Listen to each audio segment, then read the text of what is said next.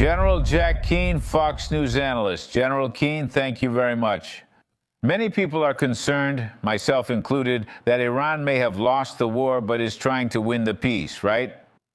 Now, we can debate this, but I believe that you and many others, myself included, at least we're talking about it. What do you think about that? Well, I understand. It's the direct maneuvers that are driving this above all else. But there are points to highlight right from the start. I thought the press conference that Secretary Hegseth and President Keane gave the other day, where they gave more details than before about these 38 days of achievements in the war here, and it was impressive in terms of how much of Iran's offensive and defensive capability and future capacity regarding its industry we destroyed. I don't think there's an airfield. There is no campaign in history that comes close to the 38 days of destruction we have imposed on this regime. And they are no longer the same country, certainly not the same regime, and not the same army anymore, you know? As a result of that, a lot of good things happened in those 38 days the president promised to prevent this nation from being a predator in the region, and we made a lot of progress toward achieving that goal, as well as fighting global terrorism and the existential nuclear threat. But there is more work to be done. We have a ceasefire and a possible agreement. I would have preferred to continue until the end and only then negotiate. We would have a much stronger position. But listen, I'm on the outside with my opinions. I'm not in the room. I don't get intelligence reports. The president has information about what Iran is thinking and what they're likely planning to do. And based on that information, I assume that's the reason why we've reached a ceasefire with the opportunity to negotiate. My problem with this whole process is that, first of all, Iran, they took the Strait of Hormuz and controlled it for a single reason, to end the war. So they achieved that right here because they knew what happened to them. Second, I still have control over this to this day. The Revolutionary Guard Navy warns ships that in order to pass, they need permission and must pay a fee. If you don't do that, you'll be destroyed along the way. There, I said it. Very much in control of the situation, and the war stopped, and we're entering negotiations. And clearly my problem is with the negotiations, Larry. Again, I recognize that their motivation comes from information they have, and I don't. But just by looking at Iran and its history of negotiations, these guys are masters at it. They delay, confuse, lie, and cheat. They're probably promising something to the negotiation team. In the last few weeks, they've been hinting that they're ready to close the deal finally. Is that true or a lie? The track record suggests it's a lie and that they're just preparing us for something. They want to postpone this for 2, 3, 4, or 6 weeks. But why do they want to postpone it for so long? Because with the delay, the economy recovers due to rising oil prices and booming markets. Political pressures on the president. They are counting on the fact that the president will lack determination and the will to come back in a few weeks if that's necessary.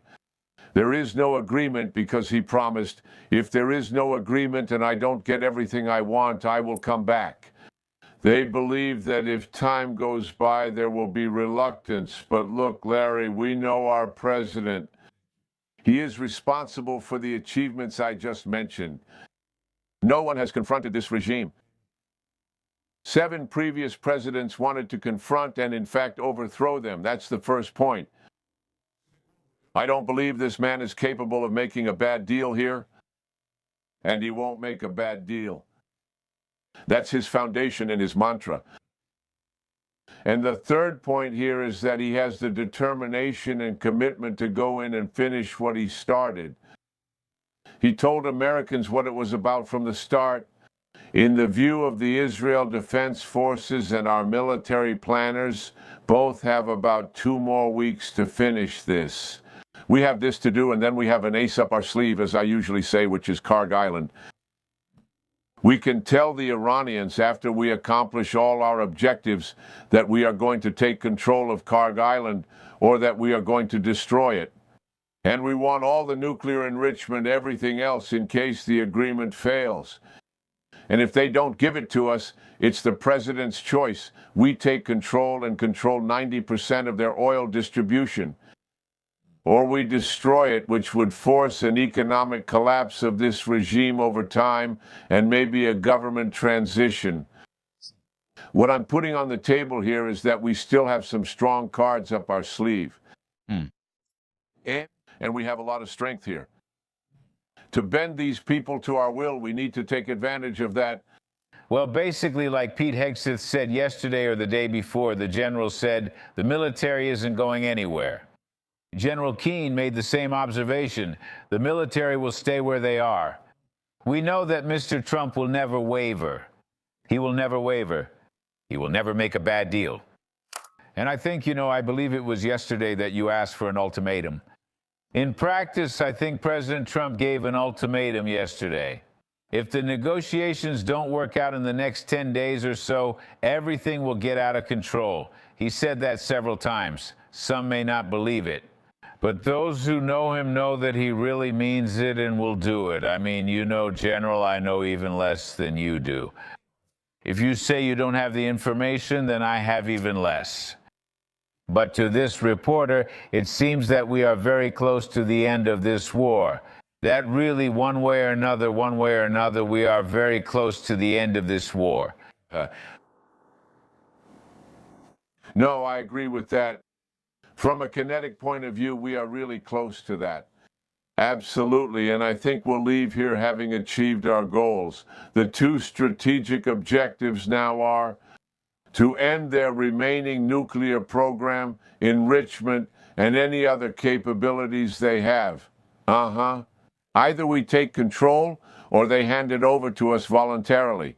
And secondly, to ensure that the Strait of Hormuz becomes freely navigable again. These are two strategic issues. The second, the Strait of Hormuz has always been a strategic point, just like any other strait. Panama Canal, Suez Canal, Taiwan Strait, Bab al-Mandab Strait leading to the Suez Canal. They have always been strategic assets. The problem is that Iran took control of one of them, and this must stop. We will not allow this to continue, nor will we allow them to have nuclear capability. We will talk about this soon, but I was expecting something like the Venezuela solution, because I don't want Iran to have the ability to raise money to rebuild right now. I don't want that at all. Actually, I would prefer that the regime, I know they might be in the fourth tier of the Revolutionary Guard. They may have reduced the IQ to 95, but they're still there. Like you said, like the mafia, they still have a part of it. I don't want them to have anything. Take it away. No, we'll rebuild all of that later. If we find someone or someone we trust, we'll see how this ends. But I don't think the president will waver, General. I don't think so. I just think I don't know if it was you who said that. We're on the 5-2 or 1 yard line. I hope we're somewhere around there. I'll leave the final word to you, sir. Thank you. Yes. Well, I agree with that assessment. I mean, I've always been against a negotiated settlement of this instead of a surrender.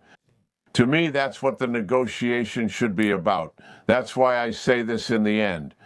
But I'm not in favor because, after all, even if they give us what we want, we're the ones offering them a lifeline.